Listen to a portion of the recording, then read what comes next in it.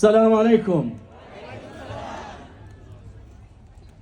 First, I would like to recognize that we're speaking today on indigenous people's land. You know they have this song, "This land is my land." We need to change this. This land is not my land. This land is not your land.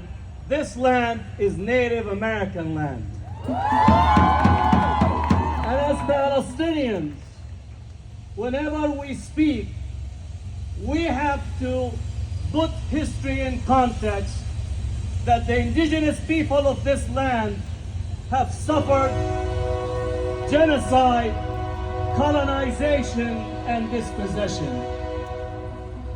Second is that our ability to speak in this country really can be credited to the struggle of our brothers and sisters in the Black community. They were brought to the shores of this land in the hulls of ships, but continue to struggle, continue to resist, continue to face the long history of subhumanness, to time and time again define the moral, ethical arc of this country. And I know we're in Texas, where the demonization of the Latino immigrants seems to be the political order of the day. We say no one that engages in xenophobia, anti-immigrant sentiment, or try to say that the Latinos don't belong in their land, we need to say that you cannot do this under our watchful eye.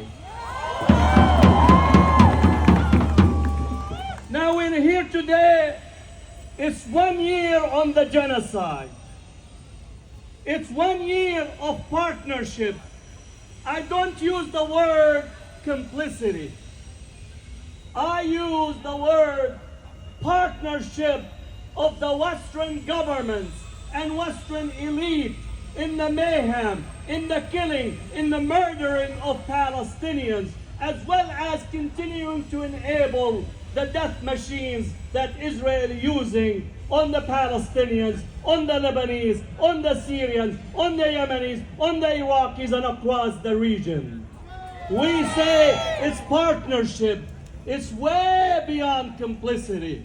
Complicity means that you have some thought about it, that you were coerced on it, but this is partnership on a daily basis. The bombs that are dropped have an address. It's the United States. The bombs that are dropped have an address. It's the UK. The bombs that are dropped have an address. It's Germany. The bombs that are dropped are all part of the Western colonial structure that tried to reignite its past by killing and mayheming on the Palestinians in the region.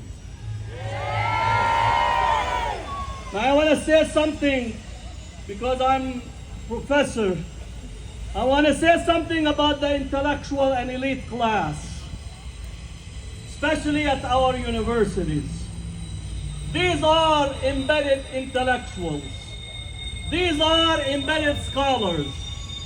Their role, on the one hand, to be silent on the genocide. They were silent on Iraq. They were silent on the invasion of Libya. They were silent on Syria. They were silent on Vietnam. They were silent time and time again. That is the embedded intellectuals and in the embedded scholarly class.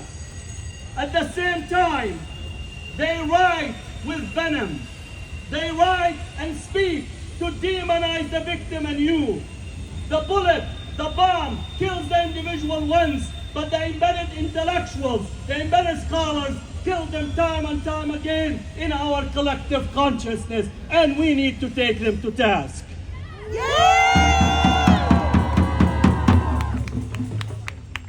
Now, do we have students in the crowd? Do we have students in the crowd?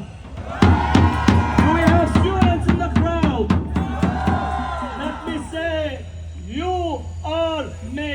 history. Let me repeat it. You are making history.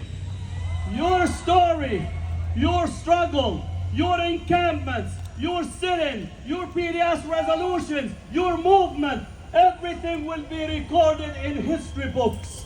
And you will be celebrated at the time and the place when Palestine will be free. You need to say, you are on the right side of history as you were during the Vietnam War. You were on the right side of history during the speech rights movement.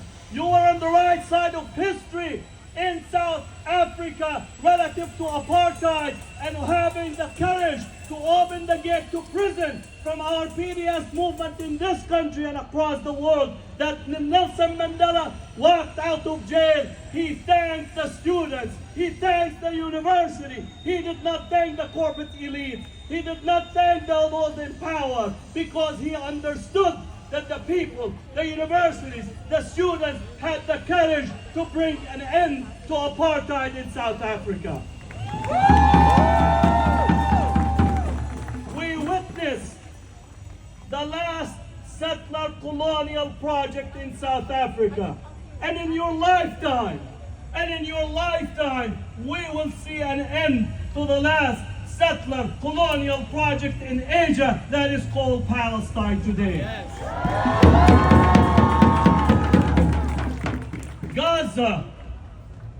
Gaza did not only challenge the world, but exposed the world.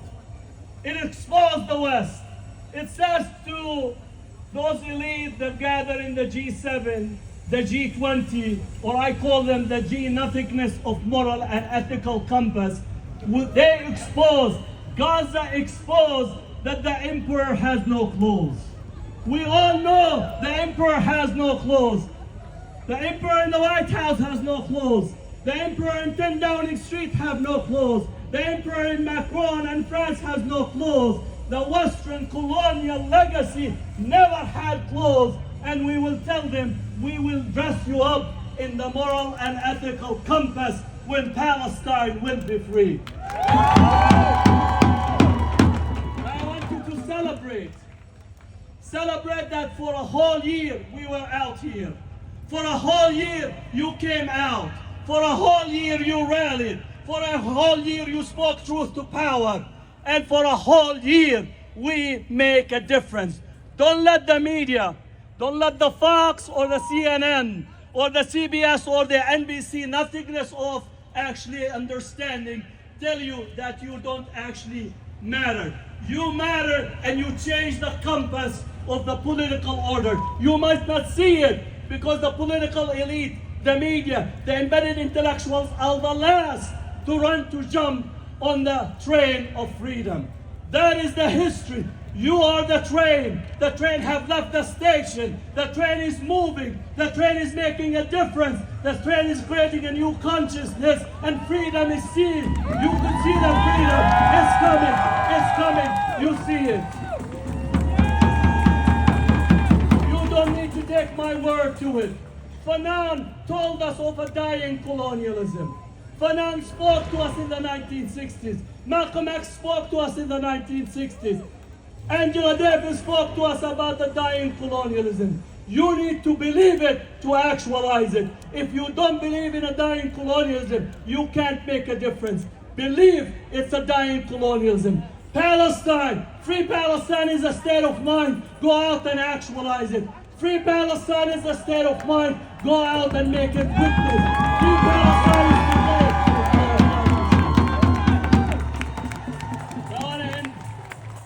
I want to end with the following. Do we have our Jewish brothers and sisters in the audience? I want to recognize the courage of our Jewish brothers and sisters.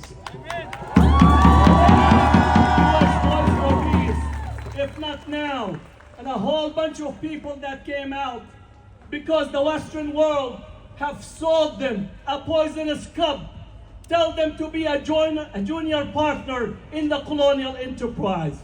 asked him to be a junior partner in the so-called civilization discourse. You need to understand, Zionism was born in the West. Zionism was born out of Eastern Europe. Zionism was born in London, in France, in Germany. It was not born among the Muslims, the Arab world, not in Syria, not in Palestine, not in Iraq, not in Iran, not in Turkey, not in Morocco, not in Yemen, where Jewish population lived and existed with the Palestinians, with the Iraqis, with the Muslim world. We said to our Jewish brothers and sisters that we have a history together and we could build a future horizon, that we embrace each other and we transform the world away from colonization, away from anti-Semitism, away from Islamophobia, and we will be free together. Together we'll make history. So we celebrate your courage and we say to you that you belong in the same house of freedom, courage, self-determination, and dignity. Free Palestine! Free Palestine! Free Palestine!